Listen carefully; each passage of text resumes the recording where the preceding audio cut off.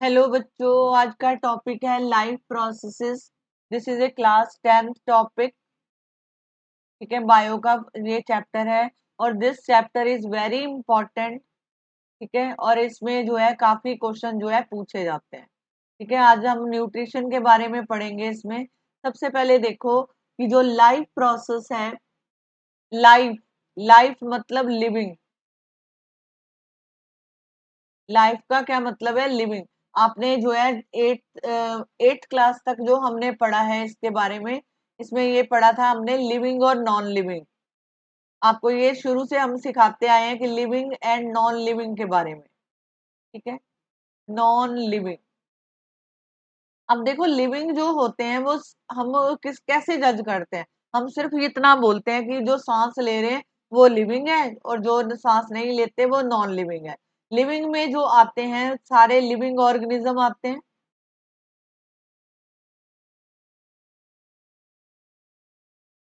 Living organism आते हैं और सेकंड जो है प्लांट्स आते हैं। ठीक है, प्लांट जो हैं जो सांस लेते हैं हम उनको बोलते हैं लिविंग। और प्लांट भी जो है, प्लांट भी ब्रीथ करते हैं, जो है सांस लेते हैं, तो इनको भी लिविंग में कैटेगरी में रखा गया है। और जो नॉन लिविंग्स वो होते हैं जो सांस नहीं लेते। जैसे हम बात कर सकते हैं बुक्स होगी। ठीक है, बुक हो गई, टेबल हो गया। ऐसी कई एग्जांपल्स हैं जो आप इसमें लिख सकते हो। ठीक है, कहने का मतलब इस चैप्टर में हम नॉन लिविंग के बारे में बात नहीं करेंगे, बस जस्ट हम लिविंग के बारे में डिस्कस करेंगे, क्योंकि चैप्टर का नाम है लाइफ प्रोसेसेस। लाइफ प्रोसेसेस मतलब लिविंग ऑर्गेनिज्म। जैसे हम सांस ले रहे हैं तो हम कहते हैं कि this is a living. This is a living जो सांस लेते हैं। ठीक है, अब जैसे आजकल जो है आपको पता है कोविड-19 चल रहा है, तो ये क्या है? वायरसेस। ठीक है, ये क्या है? वायरसेस। वायरस है आपकी बॉडी में, क्योंकि जो इसकी जो कह सकते हो कि ये जब तक बाहर होता है, बॉडी के अंदर नहीं होता, तब तक ये नॉन लिविंग स्टेज में होता है। लेकिन जैसे ही इसको लिविंग बॉडी मिलती है, लिविंग ऑर्गेनिज्म कोई मिलता है जिसके अंदर ये एंटर कर जाता है, तो ये वहां पे जाके म्यूटेट करता है और साथ में जो है मल्टीप्लाई हो जाता है, और ये जो है बॉडी के अंदर प्रॉब्लम क्रिएट कर देता है। तो जैसे अब कोविड-19 की प्रॉब्लम है, तो दिस इज ऑल्सो वायरस। ठीक है, तो ये वायरस जब आपकी बॉडी में एंटर करता है तो डिफरेंट काइंड ऑफ मोड जो है शो कर देता है। किसी को सांस लेने में दिक्कत आ रही है, किसी को कई तरह की प्रॉब्लम्स आ रही है, तो वो ड्यू टू किसके है? वायरसेस के। अब देखो, इसमें जो प्रोसेसेस के बारे में बात करिए तो डिफरेंट काइंड ऑफ प्रोसेसेस होते हैं। एक होता है न्यूट्रिशन, न्यूट्रिशन प्रोसेस। एक होता है रेस्पिरेशन। थर्ड है डाइजेशन सिस्टम, डाइजेशन प्रोसेस। और फोर्थ जो है एक्सक्रिएशन। ठीक है, एक्सक्रिएट मतलब बाहर जो है आपकी बॉडी से वेस्ट बाहर आ जाता है। तो न्यूट्रिशन, न्यूट्रिशन मतलब आपकी बॉडी को जिंदा रहने के लिए लिविंग ऑर्गेनिज्म को फूड की जरूरत होती है। अब बात करते हैं न्यूट्रिशन। फर्स्ट प्रोसेस इसमें डिस्कस होगा। अब देखो न्यूट्रिशन, न्यूट्रिशन मतलब वो प्रोसेस है जिसमें जो है ऑर्गेनिज्म, यहाँ से an organism obtain it's nutrient, अपने जो है फूड। न्यूट्रिशन, न्यूट्रिशन हमें कहाँ से मिलता है? फूड से मिलता है। फूड में क्या होता है? न्यूट्रेंट होता है। फूड में क्या होता है? न्यूट्रेंट होता है। लिविंग ऑर्गेनिज्म फूड खाते हैं और उसको यूटिलाइज करते हैं अपनी डिफरेंट एक्टिविटी को पूरा करने के लिए, जिसको बोलते हैं रेस्पिरेशन, ग्रोथ, रिपेयर और रिप्लेसमेंट। मतलब लिविंग ऑर्गेनिज्म ने फूड खाया, फूड से उन्हें मिली एनर्जी, उन्होंने उस एनर्जी को अपनी बॉडी की वेरियस एक्टिविटी को पूरा करने के लिए यूज किया। तो उसमें जैसे आप सांस ले रहे हो, डाइजेशन हो रही है, बॉडी के अंदर ग्रोथ हो रही है, अगर कुछ उसमें खराब हो गए हैं सेल वो रिपेयर हो रहे हैं, जहाँ वॉर्न आउट सेल जो है रिप्लेस हो रहे हैं ऑटोमेटिकली। तो ये किसकी वजह से होता है? फूड की वजह से, क्योंकि फूड में डिफरेंट काइंड ऑफ न्यूट्रेंट जो है प्रेजेंट होते हैं। ये न्यूट्रेंट हमें, जैसे हम फूड आउटसाइड से ले रहे हैं, तो फूड जो है आउटसाइड, ये आउटसाइड सोर्स है। और जो फूड है ये कार्बन बेस होता है, कार्बन बेस होता है, और this is a outside source. क्योंकि लिविंग ऑर्गेनिज्म को आउटसाइड सोर्स लेना पड़ता है, और जो भी आप खाना खाते हो मोस्टली वो कार्बन बेस्ड होता है। Is this clear? ठीक है। अब बात करते हैं कि different kind of mode of nutrition. Mode of nutrition का मतलब है, सबसे पहले आते हैं ऑटोट्रॉफिक। ऑटो मतलब सेल्फ,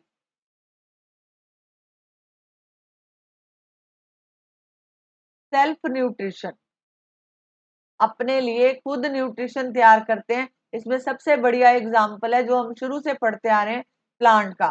प्लांट अपने लिए खुद खाना तैयार करता है। ये कार्बन डाइऑक्साइड, वाटर और साथ में सनलाइट को यूज करके जो है ग्लूकोज बनाता है और जो है एनर्जी प्रोड्यूस करता है।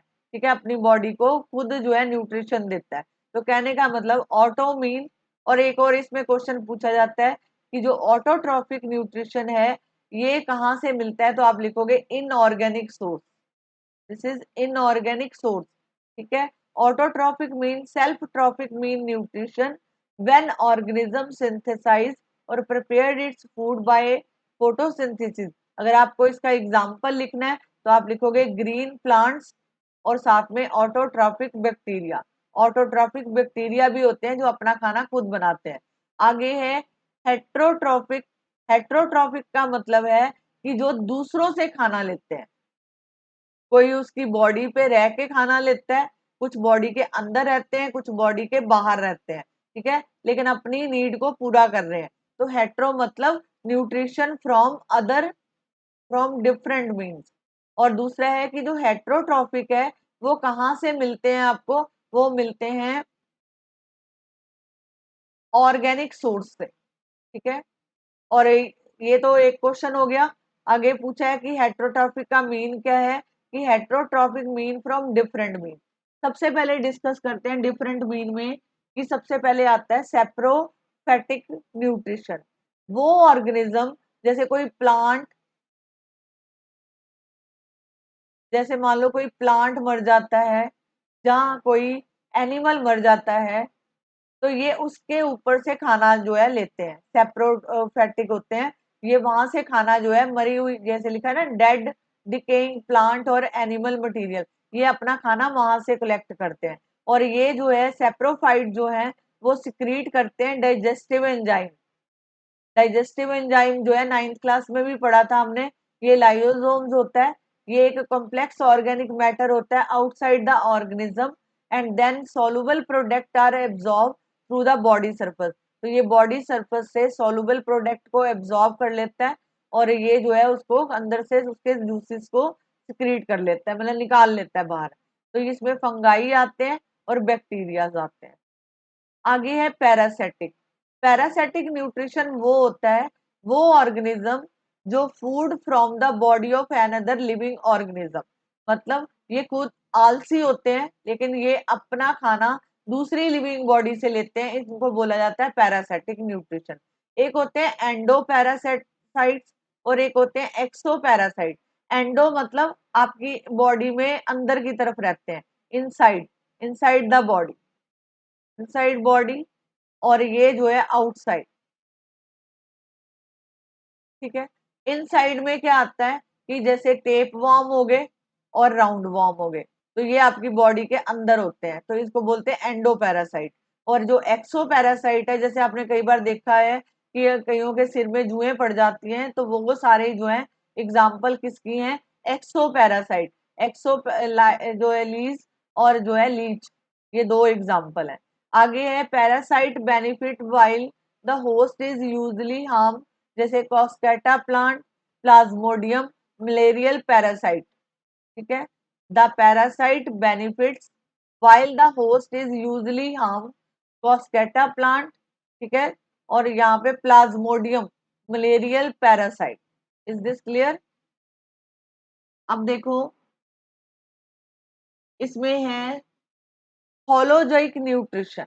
होलोजोइक न्यूट्रिशन वो होता है organism take in whole food and then digest into smaller particle with the help of enzyme. दोबारा देखो, होलोजोइक न्यूट्रिशन कि वो ऑर्गेनिज्म जो है टेक इन होल फूड, पूरे फूड को खा जाते हैं और उसको जो है डाइजेस्ट करते हैं छोटे छोटे पार्टिकल, मतलब जैसे पार्टिकल में खाना जाता है, और with the help of enzyme. इसमें कुछ स्टेप होते हैं। स्टेप कौन से हैं? इंजेक्शन। इंजेक्शन होता है जैसे आपने उसने लिविंग ऑर्गेनिज्म ने खाना खाया। डाइजेशन, उसके बाद होती है डाइजेशन। कॉम्प्लेक्स फूड था, कॉम्प्लेक्स फूड जो है सिंपलर एब्जॉर्बेबल फॉर्म में आ जाता है, मतलब कॉम्प्लेक्स से सिंपल फॉर्म में कन्वर्ट हो जाता है। ठीक है, हेल्प ऑफ द एंजाइम। आगे है absorption. Digested food is absorb by the body, क्योंकि जब आप खाना खाते हो, आपके स्टमक में जब खाना जाता है तो वो 2-3 घंटे वहां रेस्ट करता है। आफ्टर दैट वो जो है खाना जो है आपको वो डाइजेस्ट होता है खाना, मतलब 2-3 घंटों में खाने को डाइजेस्ट होने में टाइम लगता है। ठीक है, तो ये जो है ब्रेकिंग डाउन। डाइजेशन मतलब कि जो कॉम्प्लेक्स फूड था उसको वो सिंपलर में कन्वर्ट कर देता है। आगे है एब्जॉर्प्शन। जो फूड डाइजेस्ट हुआ है अब बॉडी उसको एब्जॉर्ब करेगी, और उसमें से जितने भी न्यूट्रिशन है उसको जो है वो यूज करेगी। ठीक है, और उसके बाद आता है फोर्थ स्टेप, असिमिलेशन। असिमिलेशन होता है कि जो आपकी बॉडी ने फूड डाइजेस्ट किया है वो फूड जो है उसको जो है एनर्जी देगा। ठीक है, यूटिलाइज टू रिलीज एनर्जी, तो वो वहां से आपको एनर्जी मिलेगी। आगे है इजेशन। इजेशन होता है removing undigested food from the body. तो जो अनडाइजेस्ट नहीं हुआ फूड का हिस्सा वो बॉडी से बाहर आ जाता है, उसको बोलते हैं इजेशन। उसको क्या बोलते हैं? Ingestion. This is important. Holozoic nutrition वो होते हैं जो पूरा खाना पहले खा लेते हैं, उसके बाद वो खाना कॉम्प्लेक्स से सिंपलर में कन्वर्ट होता है with the help of animal enzymes. With the help of enzymes, इसको बोला जाता है हेलोजाइक न्यूट्रिशन। इसमें जो है डिफरेंट काइंड ऑफ स्टेप्स हैं। इंजेशन का मतलब होता है खाने को अंदर लेना।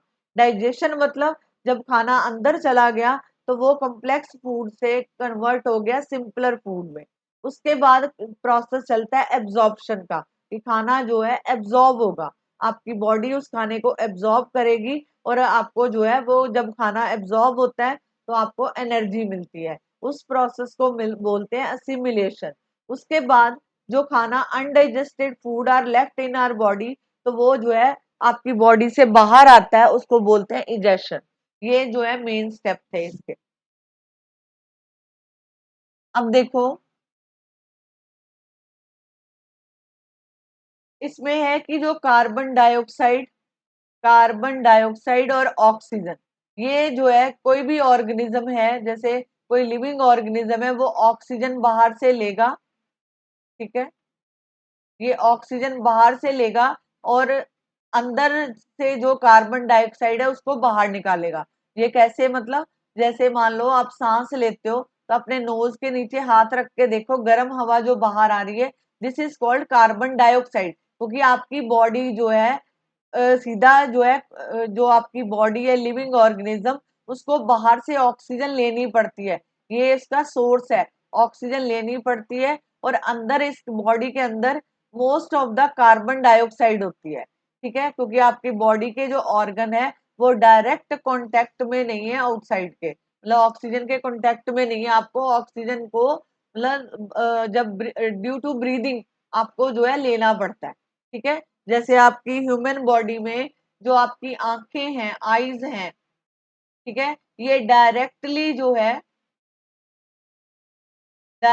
जो है ऑक्सीजन लेती हैं आउटसाइड से। ठीक है, आउटसाइड से लेती है, क्योंकि ये जो है बाहर वाला पार्ट है, लेकिन बाकी आपकी बॉडी के सारे ऑर्गन अंदर की तरफ हैं, तो उनको जो है वो रेस्पिरेशन के थ्रू जो है सांस लेना पड़ता है। ठीक है, रेस्पिरेशन करनी पड़ती है, तब जाके उनको एनर्जी मिलती है। ओके, अब देखो सबसे पहले बात करेंगे कार्बन डाइऑक्साइड की। ये वाला पार्ट वेरी इंपॉर्टेंट है, ये स्टोमेटा का पार्ट है। ये ओपन स्टोमेटा, ये देखो, this is called open stomata. Okay, ये वाले जो हैं गार्ड सेल होते हैं। ठीक है, ये जो ऐसे करके दिखा रखा है, this is nucleus, this is nucleus. ठीक है, और यहाँ पे जो है ये स्टोमेटल पोर है। ये आपको डायग्राम आ सकता है, इसको अच्छी तरह कर लेना। ठीक है, थिक इनर वॉल, ये जो है ऊपर मोटी सी वॉल होती है जिसको बोलते हैं थिक इनर वॉल। ये जो है बाहर पतली वॉल होती है ये वाली, this is called thin outer wall. और ये स्टोमेटल पोर होते हैं। मतलब आप इसमें जो है मैसिव एक्सचेंज होता है, मैसिव एक्सचेंज होता है ऑक्सीजन गैसेस, गैसेस का एक्सचेंज होता है, ठीक है, जैसे कार्बन डाइऑक्साइड और ऑक्सीजन का। ओके। अब देखो, लैंड प्लांट जितने भी अर्थ के ऊपर प्लांट हैं वो कार्बन डाइऑक्साइड लेते हैं एटमॉस्फेयर से थ्रू स्टोमेटा, थ्रू स्टोमेटा। आगे है जो एक्वेटिक प्लांट है वो कार्बन डाइऑक्साइड यूज करते हैं जो पानी के अंदर होती है, ठीक है, पानी के अंदर जो कार्बन डाइऑक्साइड जो प्रेजेंट होती है वहां से जो है एक्वेटिक प्लांट जो है कार्बन डाइऑक्साइड को यूज करते हैं अपना खाना बनाने के लिए, ठीक है। अब देखो यहाँ पे जो था ये वाला वाला पार्ट देखो, ये वाला ओपन पार्ट है, ओपन स्टोमेटल पोर है, और यहाँ पे ये क्लोज है। इसमें गैसेस एक्सचेंज होता है और अंदर वाटर होता है। जब वाटर बाहर निकल जाता है तो ये जो स्टोमेटा है क्लोज हो जाता है। ओके, स्टोमेटा जो है क्लोज हो जाता है। अब देखो यहाँ पे open and close stomatal pore, this is also very important for the exam point of view, और एग्जाम में पूछा जाता है।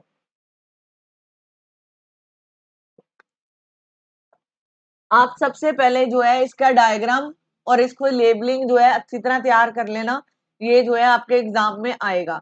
उसके बाद है यहाँ पे देखो, water is absorb from the soil by roots. जैसे कोई भी पौधे हैं, ठीक है, तो ये रूट्स होती हैं, तो रूट्स के थ्रू जो है वाटर ऊपर की तरफ जाता है। ओके, पौधे के हर पार्ट को पानी जो है बाय सॉइल वो जो है, जैसे ये सॉइल है और रूट्स हैं, तो ये जो है सॉइल रूट्स, रूट्स के थ्रू जो है वाटर प्लांट तक पहुंचता है। अब ये जो प्लांट तक पानी पहुंचता है, वाटर पहुंचता है, मैं दोबारा डायग्राम बना देती हूँ। ये रूट्स हैं, ठीक है, मिट्टी के अंदर ये सॉइल लेयर है, ये जो है रूट्स है प्लांट इसकी, ठीक है। अब ये जो इसके अंदर सॉइल के अंदर वाटर है, ये जो है रूट्स के थ्रू पौधे को मिलता है, ठीक है। ये जो पानी ऊपर जा रहा है वो कौन लेके जा रहा है, जाइलम, ठीक है, ये कौन लेके जा रहा है, xylem. Along with water nutrient like nitrogen, potassium, phosphorus and iron are also absorb from the soil. अब आपको इसमें क्वेश्चन कैसा आएगा वो ध्यान से सुनो। अगर आपको पूछा जाता है कि पानी जो है पौधे तक कैसे पहुंचता है, तो वो कौन लेके जाता है, जाइलम लेके जाता है। कौन लेके जाता है, जाइलम, ठीक है। उसके बाद आपको पूछा जाएगा कि वो जो वाटर के साथ न्यूट्रेंट भी ऊपर जाते हैं, तो वो कौन से nutrient, name of the nutrient. तो सबसे पहले आप लिखोगे नाइट्रोजन, पोटाशियम, फास्फोरस और आयरन, ठीक है। और ये जो है are also absorb from the soil, ये सॉइल के थ्रू एब्जॉर्ब किए जाते हैं। आगे है nitrogen is absorb in the form of nitrates और नाइट्राइट्स। जब नाइट्रोजन एब्जॉर्ब होती है, किस फॉर्म में होती है नाइट्रोजन, क्योंकि पौधे जो हैं डायरेक्टली नाइट्रोजन को यूज नहीं करते, याद रखना, पौधे जो है नाइट्रोजन को डायरेक्टली यूज नहीं करते। ये जैसे हमारे एटमॉस्फेयर में भी नाइट्रोजन प्रेजेंट होती है, लेकिन पौधे जो है उसको नहीं लेते। ये पौधे जो है हमेशा नाइट्रोजन को सोलुबल फॉर्म में जो है यूज करते हैं, या नाइट्रेट्स के रूप में या नाइट्राइट्स के रूप में। ओके, अगर आपको क्वेश्चन आ जाता है कि पौधे जो है डायरेक्टली नाइट्रोजन यूज करते हैं, तो आप बोलोगे नो, पौधे जो है डायरेक्टली नाइट्रोजन यूज नहीं करते, वो जो है सोलुबल फॉर्म में यूज करते हैं। सोलुबल फॉर्म कौन सी हो सकती है, नाइट्रेट्स और नाइट्राइट्स। ओके, उसके बाद आपको एक क्वेश्चन इसमें और पूछा जाता है कि जो nutrition in plant, nutrition in plant, nutrition in plant का मतलब है कि जब फोटोसिंथेसिस प्रोसेस होता है in the presence of sunlight, तब जो है फूड बनता है। यहाँ पे देखो, photosynthesis is the process by which green plant use sunlight to make food from simpler molecule like carbon dioxide, carbon dioxide and water, carbon dioxide and water, ठीक है। अब देखो सबसे पहले क्या है, ये वाला प्रोसेस देखो, कार्बन डाइऑक्साइड यूज होती है, वाटर यूज होता है, ठीक है, और साथ में सनलाइट यूज होती है फोटोसिंथेसिस के लिए, और फिर कार्बोहाइड्रेट बनते हैं, मतलब जो ग्लूकोज की फॉर्म में आता है। ठीक है, कहने का मतलब ये है कि पौधे को किसकी जरूरत होती है, पौधे को तीन चीजों की जरूरत होती है। एक तो होती है कार्बन डाइऑक्साइड की, एक होती है वाटर की, और एक होती है सनलाइट की। इसके बिना फोटोसिंथेसिस प्रोसेस पॉसिबल नहीं है। रात के टाइम, दिन के टाइम तो सनलाइट होती है तो फोटोसिंथेसिस होता है, लेकिन अगर आपको क्वेश्चन पूछा जाए कि रात के टाइम फोटोसिंथेसिस होता है, तो आप कहोगे नो, बिकॉज ऑफ, क्योंकि three main conditions are there. First one is a carbon dioxide, second one is a water, third one is a sunlight. अगर इन तीनों में से एक भी चीज एब्सेंट होती है तो फोटोसिंथेसिस प्रोसेस जो है अकर नहीं होगा, और यहाँ पे फोटोसिंथेसिस नहीं होगा। ठीक है, तो कहने का मतलब है कि अगर आपको क्वेश्चन पूछा जाता है कि what is the main conditions जो है कौन सी हैं फोटोसिंथेसिस के लिए, एक तो जो है कार्बन डाइऑक्साइड होना चाहिए, दूसरा है वाटर होना चाहिए, और सनलाइट होनी चाहिए। अब मैं इसी क्वेश्चन पे आती हूँ, ध्यान से सुनो। इस ये क्वेश्चन वेरी इंपॉर्टेंट है, इसको रिवाइज कर लेना, ये क्वेश्चन पक्का आते हैं। ठीक है, और ये क्वेश्चन जो है आपसे अगर पूछा जाता है, मैं बता देती हूँ किस फॉर्म में पूछा जाता है। ये इवेंट्स, इवेंट पूछे जाते हैं। Event occur through, occur during this process, event occur during photosynthesis, photosynthesis. Okay, अब देखो, फर्स्ट वन है absorption of light energy from the by chlorophyll. ठीक है, जो सनलाइट है उसको एब्जॉर्ब किया जाता है बाय क्लोरोफिल। आपको क्वेश्चन पूछा जा सकता है कि सनलाइट जो है किसके द्वारा एब्जॉर्ब होती है, तो you can say that chlorophyll. Okay, second, conversion of light energy to chemical energy and splitting of water molecule into hydrogen and oxygen। कहने का मतलब है कि जो लाइट एनर्जी है, ठीक है, वो कन्वर्ट हो जाती है किसमें, लाइट एनर्जी, क्योंकि सनलाइट यूज करी उन्होंने, तो ये केमिकल एनर्जी में स्टोर हो जाती है। और जो वाटर मॉलिक्यूल्स हैं, पानी, जो पानी पौधों के अंदर होता है, वाटर, वाटर स्प्लिट हो जाता है हाइड्रोजन में और ऑक्सीजन में, गैसियस फॉर्म में आ जाता है। ठीक है, reduction of carbon dioxide to carbohydrate, और जो कार्बन डाइऑक्साइड है उसकी रिडक्शन होती है कार्बोहाइड्रेट के अंदर। ठीक है, ब्रेक कर जाता है कार्बन डाइऑक्साइड जब ब्रेक करेगा तो वो कार्बोहाइड्रेट फॉर्म करेगा। This question is very very important, और ये आपको रिवाइज करना ही करना है।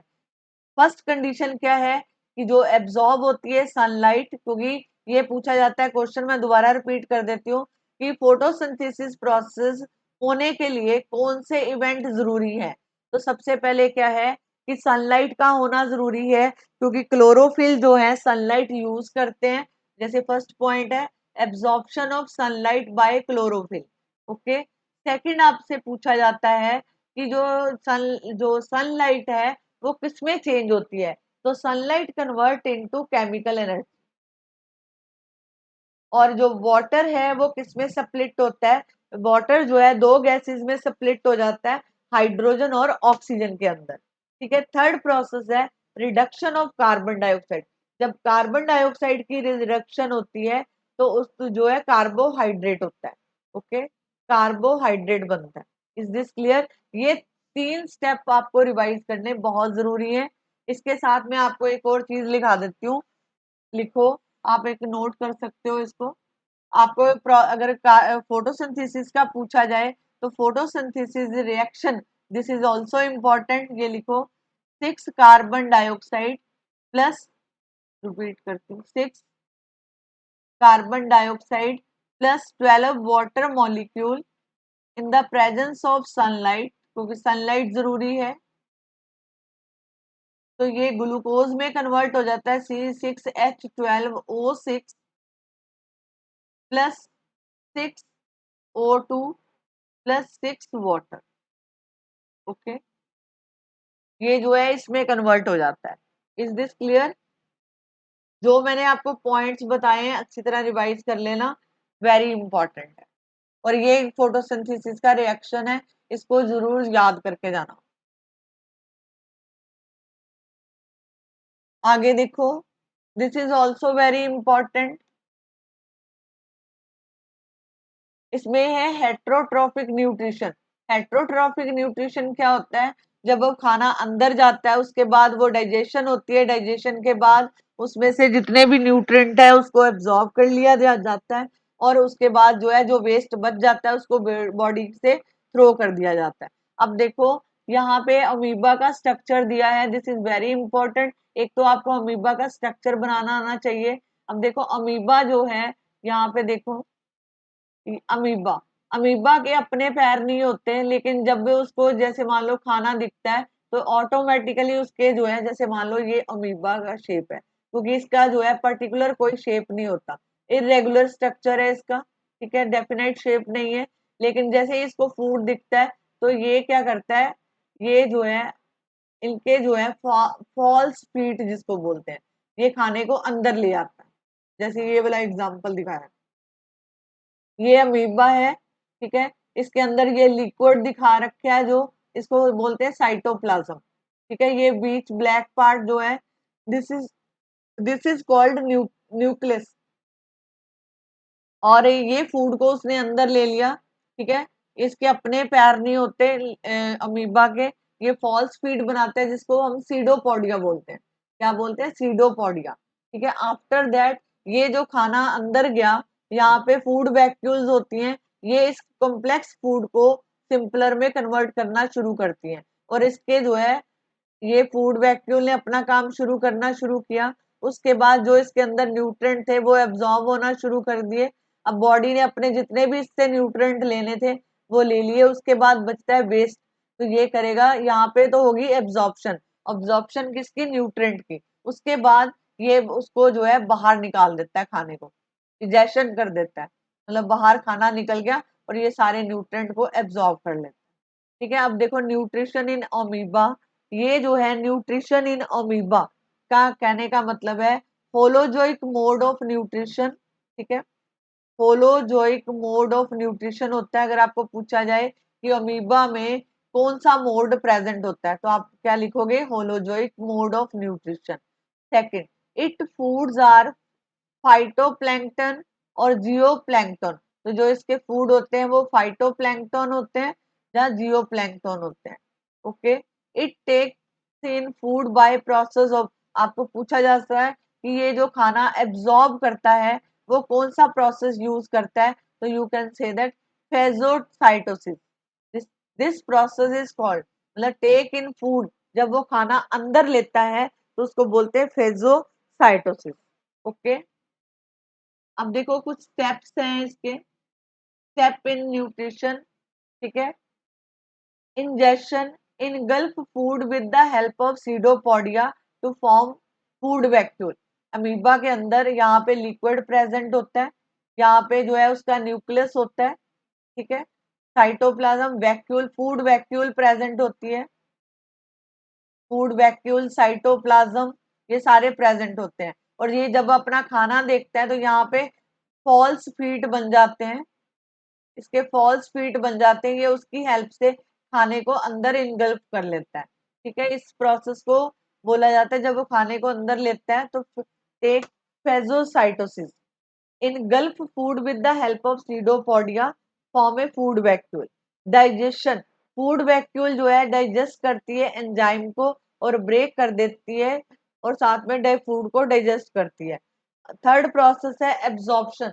एब्जॉर्प्शन का मतलब है कि जब उन्होंने उसने खाना खाया, खाना खाने के बाद वो खाना बॉडी के अंदर गया तो बॉडी ने उसको एक्सेप्ट किया, ठीक है, तो खाना जो है डाइजेस्ट हो गया। एब्जॉर्प्शन, जो फूड के अंदर न्यूट्रिशन प्रेजेंट थे उसको एब्जॉर्ब किया। आगे है असिमिलेशन। असिमिलेशन, ये रहा असिमिलेशन। असिमिलेशन का मतलब है कि जो सॉल्युबल पार्ट में था डाइजेस्टेड फूड वो डिफ्यूज किसके द्वारा हो जाता है? साइटोप्लाज्म, और वो जो है अंदर बॉडी को रिलीज करता है, मतलब एनर्जी रिलीज करता है। उसके बाद अनडाइजेस्टेड फूड जो है move to the surface of the cell, कि जो फूड डाइजेस्ट नहीं हुआ वो सरफेस पे आ जाता है, और ये जो है अमीबा उसको जो है बाहर थ्रो कर देता है, इसके थ्रू, मेम्ब्रेन के थ्रू। ठीक है, is this clear? Hope so कि आपको ये टॉपिक समझ आया होगा। आप इसको ध्यान से करो, ये क्लियर हो जाएगा आपका। ओके, अब देखो, इसमें दो एक्टिविटीज हैं, उसको मैं अभी डिस्कस कर रही हूँ। ये कोई ज्यादा मुश्किल नहीं है, ये एक्टिविटीज आपको पेपर में पूछी जाती है। This is also very important. ठीक है, इसमें क्या है कि to prove the chlorophyll is essential for photosynthesis. आपको ये प्रूव करना है कि क्लोरोफिल जो है फोटोसिंथेसिस के लिए जरूरी है। क्यों जरूरी है? सबसे पहले तो ये, अब देखो इसके लिए मटेरियल जो आपको चाहिए, एक पॉटेड प्लांट चाहिए। ये एक्टिविटी आपको पेपर में आती है, आप इसको जो है वीडियो को रोक के आप पूरी एक्टिविटी को लिख सकते हो। ठीक है, और इसी तरह आप पेपर में लिखा ना, आपको फुल मार्क्स मिलेंगे। इसमें है कि प्रूव करना आता है, ये क्वेश्चन आएगा आपको। क्लोरोफिल इज, दोनों एक्टिविटी में से एक क्वेश्चन तो पक्का पूछा जाएगा। Chlorophyll is essential for photosynthesis. Chlorophyll जो है क्यों एसेंशियल है फोटोसिंथेसिस के लिए? सबसे पहले है कि पॉटेड प्लांट विद वेरीजेटेड लीव, ये जैसे मनी प्लांट आप यूज करते हो, मनी प्लांट में आपने देखा होगा कि कुछ हिस्सा जो है ग्रीन कलर का होता है और कुछ जो है येलो कलर का होता है, मतलब इस तरह के जो है लीव पाए जाते हैं। ठीक है, शीट ऑफ पेपर चाहिए, बीकर चाहिए आपको, अल्कोहल, वाटर बाथ, ब्यूसन बर्नर, और dilute solution of iodine, iodine solution चाहिए। सबसे पहले क्या लिखा है कि जो आपने मनी प्लांट लिया है वो take a potted plant with vegetated leave, जैसे मनी प्लांट हो गया और क्रोटोन्स हो गया। इसको जो है 3 दिन के लिए डार्क रूम में रखो। डार्क रूम में इसलिए रखा जाता है पौधे को, देखो पौधा 3 दिन तक सरवाइव कर जाता है बिना फूड के, 3 डे तक। ठीक है, जैसे मान लो आपने पौधे को अंदर रख दिया डार्क रूम में, तो उसको सनलाइट नहीं मिलेगी। जब सनलाइट नहीं मिलेगी तो वो जो है उसका स्टार्च खत्म हो जाएगा। तो 3 दिन जो हमने उसको अंदर रखा डार्क रूम में, उसका रीजन ये है कि जो उसके अंदर स्टार्च है वो यूज अप हो जाए, starch gets used up. Okay, उसके बाद keep the plant in sunlight for about 6 hour. अब देखो ये जो आपने पौधे को 3 दिन अंदर रखा, उसमें से स्टार्च खत्म हो गया। अब इसी प्लांट को दोबारा निकालो और 6 घंटे के लिए आपने सनलाइट में रखना है इसको दोबारा से। ठीक है, सनलाइट जो है, pluck a leaf from the plant and mark the green area in it and trace them on a sheet of paper. आपने क्या करना है, जो पत्ता उतारना है उसका, प्लांट का एक लीव लेना है और उसका जो ग्रीन एरिया है उसको मार्क करके पेज के ऊपर उसको जो है ट्रेस कर लेना है। Dip the leaf in a boiling water for a few minute. कुछ टाइम के लिए उस लीफ को आपने जो है बॉइलिंग वाटर में डालना है। After this emerge in into beaker of alcohol. तो आपने बाद में उसको वहां से निकाल के पहले क्या करना है, बॉइलिंग वाटर में कुछ मिनट उबालना है, उसके बाद जो है उसको अल्कोहल में डालना है। ठीक है, carefully place the above beaker in a water bath and heating till the alcohol began to boil। ठीक है, ये तब तक आपने प्रोसीजर करना है जब तक अल्कोहल जो है बॉयल होना ना शुरू हो जाए। The colour of the leaf change from green to colourless.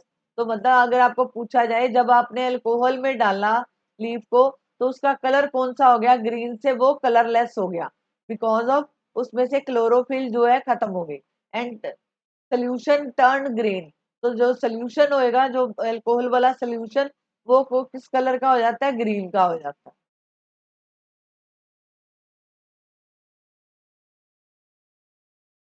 अब देखो, अब ये जो लीफ आपने अल्कोहल के अंदर बॉईल किया था उसको जो है कुछ मिनट के लिए आयोडीन सोल्यूशन में रखेंगे। ठीक है, take out the leaf and rinse off the iodine solution. ठीक है, अब देखो ऑब्जर्वेशन, ये मेन है आपका।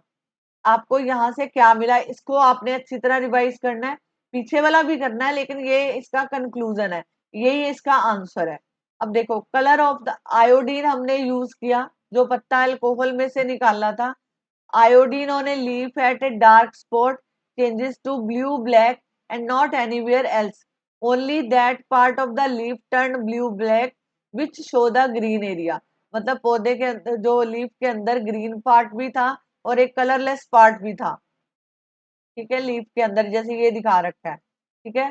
तो ये वाला जो पोर्शन है, जैसे ये साइड में दिखा रखे हैं, ये सिर्फ जो है black, blue black colour show कर रहे हैं, बिकॉज ऑफ द, क्यों, क्योंकि यहाँ पे क्या प्रेजेंट था, स्टार्च प्रेजेंट था।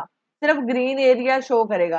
कहने का मतलब है कि अगर आप क्लोरोफिल उसके अंदर नहीं होगा तो फोटोसिंथेसिस प्रोसेस नहीं होगा और स्टार्च नहीं बनेगा। इनका कहने का मतलब ये है। क्योंकि जब अब हमने अल्कोहल में लीफ को बॉईल किया तो वो जो स्टार्च था वो सारा वो किस में चला गया, अल्कोहल में, ठीक है। पौधे लीफ के अंदर कोई स्टार्च नहीं बना, लेकिन जहां पे पैचेस थे, ये पैचेस बने, तो यहाँ पे जो है सिर्फ स्टार्च प्रेजेंट होगा, बाकियों में नहीं होगा, ठीक है। इस एक्टिविटी का कहने का मतलब ये है कि ये एक्टिविटी ये शो करती है कि क्लोरोफिल जो है फोटोसिंथेसिस के लिए नेसेसरी है और साथ में वो स्टार्च बनाता है।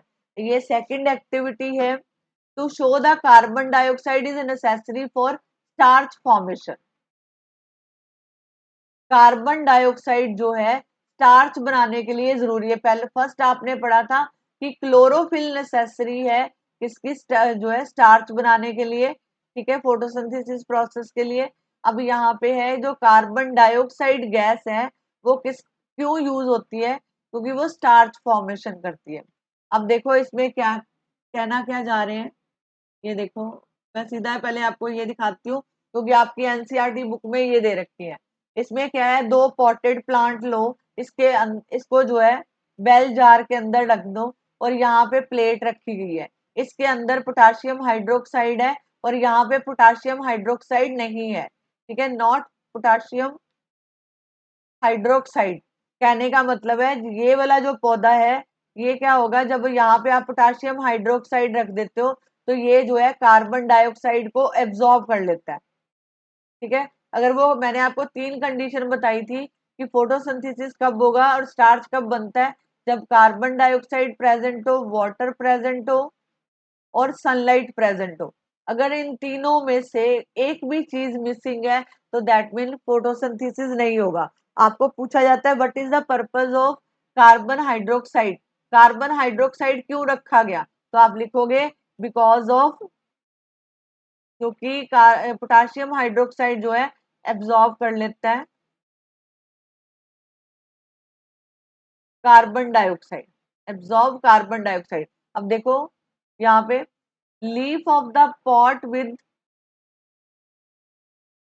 leaf of the pot with potassium hydroxide will not turn blue black, ठीक है, because potassium hydroxide absorb carbon dioxide required for photosynthesis। the leaf of pot without, अब ये देखो यहाँ पे जिसमें हमने प्लेट में कार्बन पोटाशियम हाइड्रोक्साइड नहीं रखा था, ये जो है ब्लू ब्लैक कलर को शो करेगा। क्यों शो करेगा, क्योंकि इसके अंदर स्टार्च बन रहा है। यही एक्टिविटी है आपकी, दो एक्टिविटी है कि क्लोरोफिल क्यों नेसेसिटी है पौधों के लिए और ये जो है कार्बन डाइऑक्साइड क्यों असेंशियल है स्टार फॉर्मेशन के लिए, क्योंकि और ये जरूरी है, ये दोनों एक्टिविटी आपको पेपर में पूछी जाती है, ठीक है। मैं आपको एक बार ये रीड कर देती हूँ, तो आप बस, आपको इसकी ऑब्जर्वेशन एक्टिविटी आपको पेपर में दी जाएगी, आपको जो है पूरा लिख के दिखाना होता है कि कौन सा मटेरियल यूज किया, तो क्या प्रोसीजर था उसका, ठीक है, वो सारा आपको बताना होगा। यहाँ पे है take two healthy potted plant which are nearly the same size. उन्होंने बोला दो हेल्दी प्लांट लो, पॉटेड प्लांट, जैसे गमला हो गया, तो उसमें जो है सेम साइज के होने चाहिए, उनको 3 दिन तक आपने डार्क रूम में रखना है। Now place each plant separate glass plate, उसके ऊपर जो है ग्लास प्लेट डाल दो और उसके साइड में जो है पोटाशियम हाइड्रोक्साइड रखो। पोटाशियम हाइड्रोक्साइड, आपको पूछा जा सकता है what is the use of potassium hydroxide, तो पोटाशियम हाइड्रोक्साइड जो है वो क्या करेगा, कार्बन डाइऑक्साइड को एब्जॉर्ब करेगा। ठीक है, तो उसके बाद जो है मटेरियल क्या मिला आपको, 2 पॉटेड प्लांट लिए, 2 बेल शेप ग्लास जार लिए, वॉच ग्लास ली, पोटाशियम हाइड्रोक्साइड लिया, वैसलीन लिया और ग्लास प्लेट्स ली। Cover both plate with the separate bell jar shown in this figure, ये आपको फिगर में दिखा रखा है, ये इसको ढका हुआ है। यूज वैसलीन, वैसलीन लेनी है इसको सील करने के लिए। And setup is airtight, keep the plant in sunlight for about 2 hour, इस प्लांट को 2 घंटे के लिए आपको जो है सनलाइट में रखना है और इनकी बाद में लीफ तोड़नी है। उसको आयोडीन सोल्यूशन में डालोगे अगर तो आपको पैचेस दिखाई देंगे। ठीक है, तो जैसे ये वाला था पोटाशियम हाइड्रोक्साइड वाला, इसने कार्बन डाइऑक्साइड एब्जॉर्ब कर ली, that mean not starch form, not starch form. अगर स्टार्च बना ही नहीं, ठीक है, तो इसका मतलब है इसमें फोटोसिंथेसिस प्रोसेस नहीं होगा और स्टार्च नहीं बनेगा। ठीक है, ये एक्टिविटी थी, आप इसको अच्छी तरह पढ़ो। नेक्स्ट वीडियो में मैं जो है आगे न्यूट्रिशन का जो नेक्स्ट पार्ट है डाइजेशन, मैं आपको एक और चीज बता दूं, इसमें आपकी बुक में एनसीईआरटी बुक में एक जो है 6.1 फिगर दे रखी है, एक तो आपको उसको रिवाइज करना है, क्रॉस सेक्शन ऑफ लीफ 6.2 और 6.3,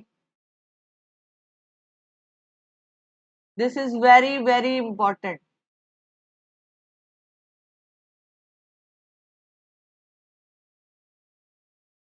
ओके, आप इस चैप्टर को न्यूट्रिशन को ध्यान से पढ़ो, ये दिस इज बेसिक पार्ट, और बट इसमें से क्वेश्चन पूछा जाता है, इसलिए मैंने आपको आधा पार्ट करवाया, नेक्स्ट क्लास में हम डाइजेशन पढ़ेंगे। ठीक है, और जिन्होंने इस चैनल को सब्सक्राइब नहीं किया वो इस चैनल को सब्सक्राइब करो, ताकि आगे जो इम्पोर्टेंट पार्ट्स मैंने डिस्कस करने आपकी हेल्प हो जाएगी।